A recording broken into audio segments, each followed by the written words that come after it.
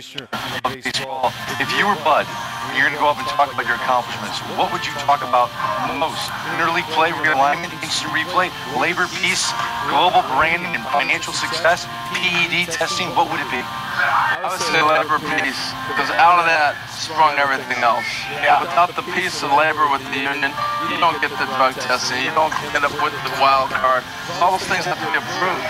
You know, that to me spoke volumes about his ability to communicate with people. The labor piece too, I agree. It was a game changer. It allowed for so many those other things to happen, but that was so big for Bud Selig as a labor piece. It expanded postseason for me. I mean, labor piece for you because you guys were players and you went through that, but the wild card changed everything. Yeah, but you think about the labor piece when it came in. We came out of a strike that ended baseball in August, and it was ugly. And after that, the peace came. This is going to be a fascinating speech. Yeah, I hear it. It's going to be amazing. A couple speeches down. We have 3 more to go, right? 3 more. Yeah, 3 more speeches to go. Back to the podium we go. Couple hours.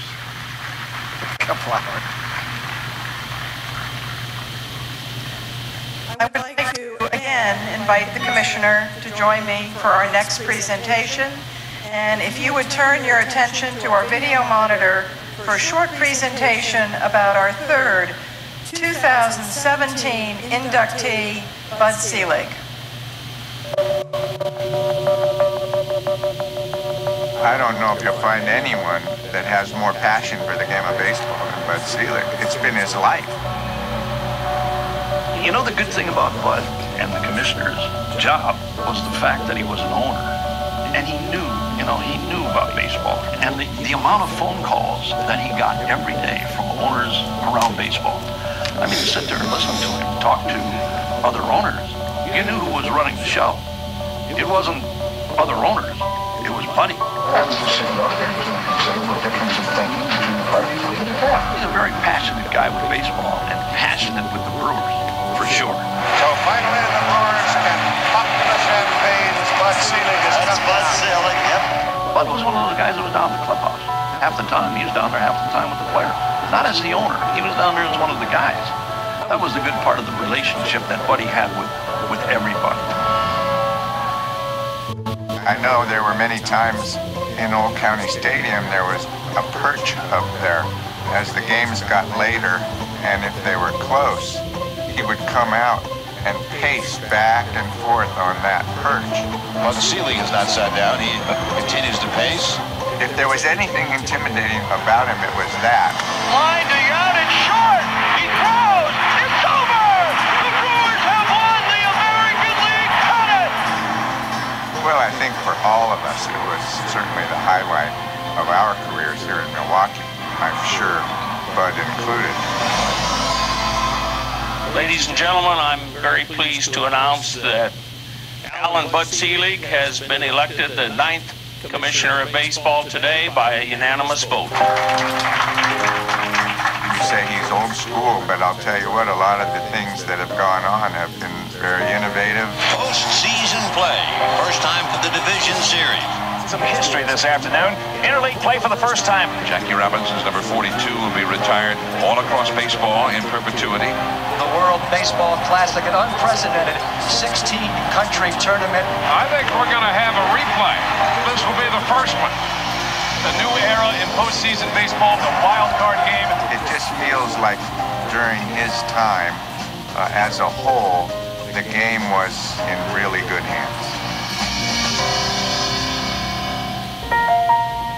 It's certainly something that's well-deserved. He's put his heart and soul into the game of baseball.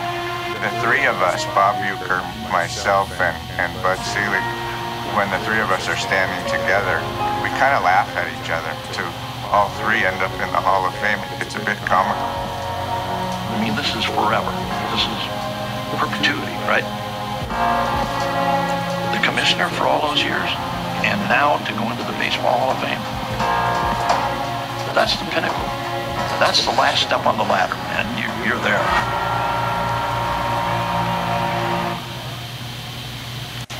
Bud, if you would please join us, and Commissioner, as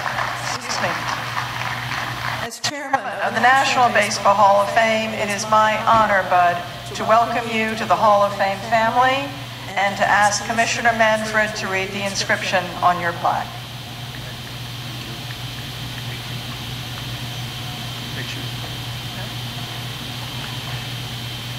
Alan Huber Selig, Bud, Commissioner from 1992 to 2015, the first 7 years in acting capacity before formally named by unanimous vote among all 30 owners in 1998.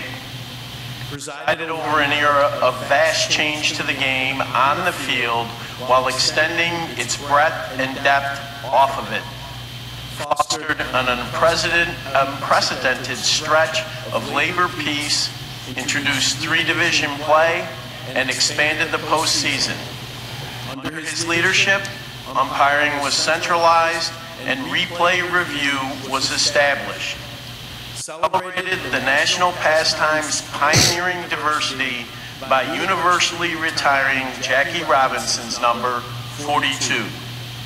Bridge builder and devoted fan who returned baseball to Milwaukee as Brewers owner before serving as second longest tenured commissioner.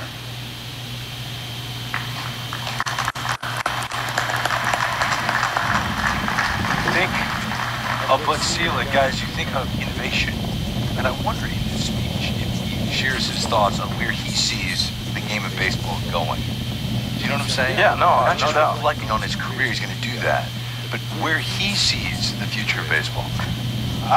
It will be interesting to see what he says. I love history, and Bud is basically baseball history, and I want to hear the stories that brought us from 1960s when he was taking over the Brewers to now.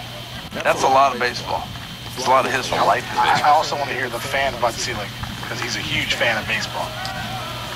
And Bud Selig, Commissioner Emeritus, all smiles on this great day, on his birthday, his 83rd birthday. Ladies and gentlemen, Bud Selig.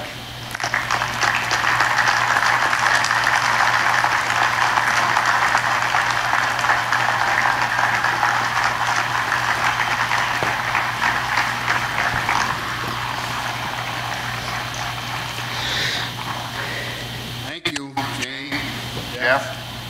I also want to take this opportunity to thank Whitney and John and everybody else in the Hall of Fame staff. You have been remarkable. The Hall of Fame is the soul of baseball. It reaffirms its beauty and timelessness. Thanks to your vision, your leadership, and your ability to tell our stories in exhibits and words, the Hall of Fame is a baseball treasure. Congratulations to you, Kim, Butch, and Jeff. You've earned your place amongst the legends of the game. I'm proud to be part of your class and forever connected with you. And congratulations to my friend John Sherholz.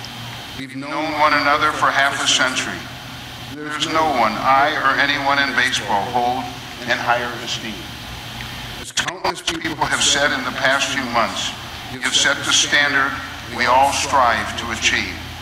From a personal standpoint, I will be forever indebted to you for all the assignments you accepted over the years.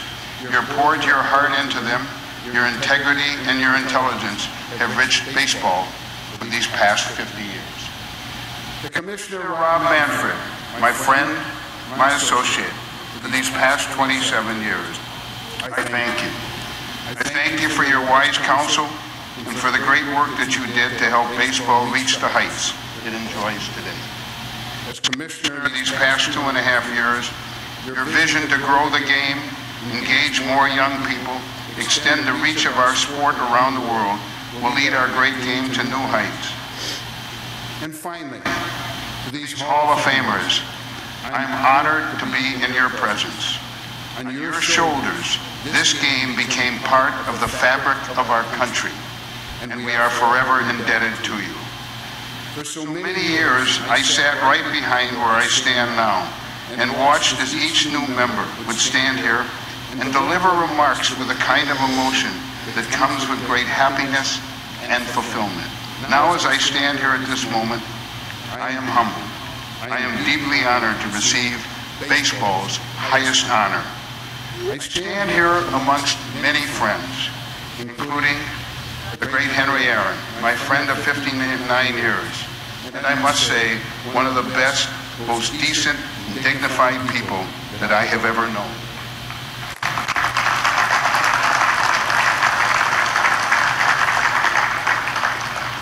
I had become friends with Henry Aaron and other members of the Milwaukee Braves in the late 1950s. I remember once when the team was leaving on a road trip, first baseman Frank Torrey asked if I'd keep an eye on his little brother while he was gone. Yes, that's when I met Joe Torrey. We have been friends ever since. Joe, you turned out okay, and he'd be proud. To see my guys here, Robin Yount, Raleigh Fingers, and of course Paul Molitor, who would be here but is managing the Twins, brings back countless members. Robin, Raleigh, and Molly represented the Brewers in so many ways. Robin, of course, spending his whole career with the Brewers. You three were more than just players to me in the city of Milwaukee and the state of Wisconsin. You are forever etched in the minds of Brewer fans. And I must say, you are forever etched in the journey of my life. In many ways, baseball has been my life. I got into baseball 53 years ago for the simplest reason of all. I wanted to bring Major League Baseball back to my hometown. I made it my mission, my quest. And I devoted 5 long years in a relentless effort. We would try and we would fail. We would try and we would fail. And we would try and we would fail. But we never quit. And that day when the Brewers arrived, March 31st, 1970, will forever be one of the proudest days of my life. I was able to do something I loved every day with great passion. I loved the baseball life. I loved living and dying with each game. I loved watching players come in as nervous rookies and grow and mature to become winners in all sorts of ways, and to take their place on this stage. I love getting to know everybody, the field managers, ticket managers, players, scouts, sports writers, and of course the fans. And by the way, I love that the Brewers flourish today under the great care of Mark Antanasio. The Brewers and their fans throughout Milwaukee and Wisconsin are in very, very good hands.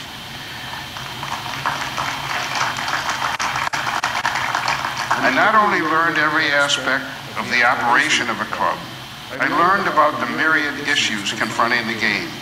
In September of 1992, after 23 years of running the Brewers, I was asked to become chairman of Major League Baseball's Executive Council, in effect to be the interim or acting commissioner, yet I saw it only as a temporary assignment. I was sure it would last only 2 to 4 months. Baseball's issues in the 70s, 80s, and early 90s were troubling. We were a game divided. Everywhere you turned, there was rancor and adversity. Big markets versus small markets, American League owners versus National League owners, worst of all, owners versus players. We were a game truly stuck in neutral. Success came from working together. The unprecedented success we've achieved over these past 25 years has come from ending the divide, from building harmony, from working as one for the good of the game. The role of the commissioner has dramatically changed from its early days. You have to build consensus. You have to persuade people to do what is good for the game. Baseball is an institution that has been in our culture like few others. Because of this fact, baseball has been historically resistant to change. We needed a new economic system. Baseball's economics have not changed since the 1930s, but the forces operating within this system had been transformed. The perpetual reserve rule was replaced by arbitration and later free agency. The advent of cable injected new revenue into the game and increased disparity. The economic system from the 1930s could not handle these changes, and it became an anachronism. We needed to restore hope and faith to fans of every team, not just the ones who played in the largest cities. We went through a terribly painful period to institute a new economic system. the 1994 strike was the most painful experience of my life. I began to experience what Harry Truman meant when he said, "The buck stops here." I experienced that during the strike. I experienced it again later when it became apparent that the players' use of performance-enhancing substances was undermining the integrity of the game. I can tell you that having the buck stop at your desk is not necessarily a good feeling, but it is a responsibility that comes with positions of leadership. Ultimately, we did bring about economic reformation, and it has benefited the players, the clubs, and the fans. Working together, we created substantial revenue sharing amongst the clubs, taxes designed to reduce payroll disparity, and debt rules designed to promote financial stability. As a result, every single major league team has played October baseball since 2001, and hope and faith have been restored. We desperately needed a drug testing program, and we had to work together to get it done. While the process was more difficult and time-consuming than I would have liked, in the end, baseball and the Players Association developed a program that is the gold standard for sports and business alike. We needed labor peace, and we have made agreements that ensure at least 27 years of labor peace through 2021. I don't know that any of us could have foreseen such harmony after the decades of anger and discord that preceded these. I cannot leave the topic of labor without saying a word about a special individual, Michael Weiner. Michael was a man of principle, a man of intellect, and a man of vision. The progress we made in labor would not have been possible without him, and his death was certainly way too premature. I've long been inspired by the words of George Bernard Shaw, who wrote, "You see things and you say, why? But I dream things that never were, and I say, why not?" And by working together, working in harmony, we were able to grow the game with more innovations than we ever had. We are at the forefront of the technological revolution, creating Major League Baseball Advanced Media, or BAM for short. It's one of the greatest stories in American business. It has dramatically improved the way our fans all over the world can enjoy baseball. These have been wonderful innovations for our fans. They would not have been possible without the leadership of Bob Bowman at BAM and Tony Petitti at the MLB Network. Nor could any of these accomplishments have taken place without the brilliant work, ideas, and trust of people in our office like Pat Courtney, Dan Hallam, Bob Starkey, and all of the dedicated people in the offices of Major League Baseball. I owe so much to so many friends, many of whom are here today. Many owners and executives that have made great contributions to so many areas of our game, and who are responsible for the success that we have had. I wish I could name you all, but you know how much your presence here today means to me. Again, I want to say I really wish I could name all of you who are here, and there are a lot of them, but I deeply appreciate it. I want to thank some people who are no longer with us. The late Detroit Tiger owner John Fetzer was a mentor. He taught me early on that if you do what's in the best interest of the game, no matter how painful, no matter how unpopular at the time, all related parties will benefit, and the game will as well. It has been a key to our game's success. I also dearly loved Carl Pohlad, owner of the Minnesota Twins. And yes, as I stand here today, I miss George Steinbrenner. We never agreed on anything in 40 years, but we remained great friends through the entire time. And I must say he was incredibly cooperative during my tenure as commissioner. I also miss one of the dearest friends I ever had in baseball, the late Bart Giamatti. He had so much wisdom and passion for the game. He so often said that baseball is a metaphor for life. That is true. It is also true that baseball is a social institution with social responsibility, and it is in that area where I'm most proud of the role baseball has played. At the beginning of World War II, President Franklin Delano Roosevelt urged Commissioner Kennesaw Mountain Landis to keep playing baseball. He said Americans would be working harder and longer than ever before. and that baseball would provide respite from the daily news of war. In that same way, I'm proud of the role baseball played in our nation's recovery from the terrorist attacks of September 11, 2001. Our players did magnificent work in assisting recovery efforts, providing the families of victims with whatever measure of comfort they could. We did something beautifully American. We played baseball. We steered the conversation, at least for a couple hours a day, to games, pennant races, and an unforgettable World Series, with our nation's leader, the President of the United States, standing proudly and courageously on the mound in Yankee Stadium. The World Series was a great American spectacle that had as much positive sociological influence as anything I've seen in my lifetime. Baseball, in its small way, helped this country heal. 2001 was a reaffirmation that baseball is a social institution with social responsibility. The social responsibility is why we now honor Jackie Robinson every April 15th, why we retired his jersey number 42 in perpetuity. His breaking of baseball's color line did not change the sport. It changed our country.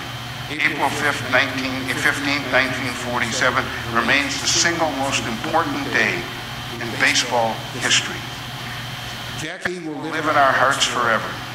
And Rachel, and Sharon, and David Robinson have carried Jackie's torch for the last half-century.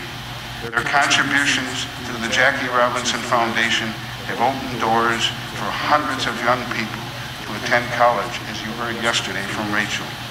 In an effort to continue Jackie's legacy, baseball has created programs like the Diverse Business Partners Program, which has funneled tens of millions of dollars to minority and women-owned businesses.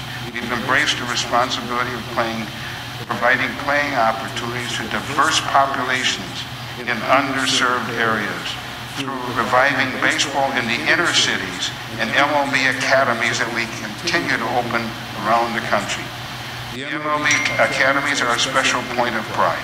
They not only provide great baseball instruction, but they also have tutoring and mentorship programs and make sure young people understand there are many careers in baseball. We prepare them for front office positions, broadcasting jobs, opportunities in every area from scouting to groundbreaking.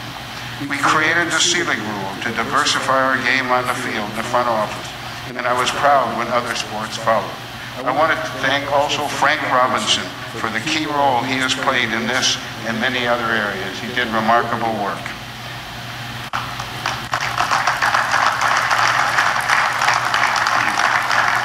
It is essential that everyone in our country and everyone in the world have the opportunity to discover the joys of baseball. Our sociological impact has transcended our sport. We partnered with the Entertainment Industry Foundation to create Stand Up to Cancer. We created our Welcome Back Veterans Program, and we have enjoyed a great when do you want to take your phone in? And many other philanthropies. The impact of baseball on our society, from Jackie Robinson. Yes, they are open. Can you open the case on your other phone, because that SIM card might be the best SIM card to use. Although I think it's been a remarkable, absolute achievement, and we are very, very proud. So when could I pick you up? All right, I'll leave in a few minutes. I'm watching Bud Selig. Today, give me the Hall of I am enjoying Bye. a new chapter in my life. I've always dreamed of being a history professor, and after this long and wonderful detour in baseball, my dreams have come true. I now teach the history of baseball in American society since World War II. Yet I never dreamed that I would play such a role in the history that I teach.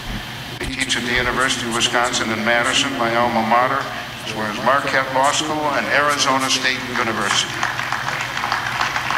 The students are wonderful, smart, curious. They infuse me with energy. And then at night, I still find myself in front of a television set watching every baseball I can. It really has been a remarkable journey. One day a few years ago, Henry Aaron and I were walking back to our hotel in Washington, D.C. And he said to me, who could have imagined when we met back in 1958 that one day I'd break Babe Ruth's record and you'd be the commissioner of baseball? Yes, this really is an overwhelming day in every way. I will be forever grateful to my wife, Sue, for joining me on this journey for the past 40 years.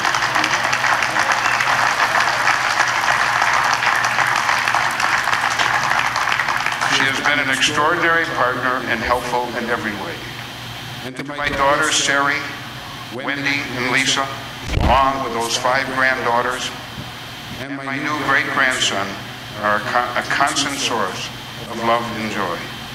I was blessed to have extraordinary parents. It was my mother, Marie, who nurtured my love of baseball. A passionate fan, she took me to games in Milwaukee, Chicago, New York, and Boston. It was a great way to grow up. My father, Benjamin, loved baseball as well. He taught me so much about business, about values, and about always trying to do the right thing. If they were here today, I know they'd be proud of this journey.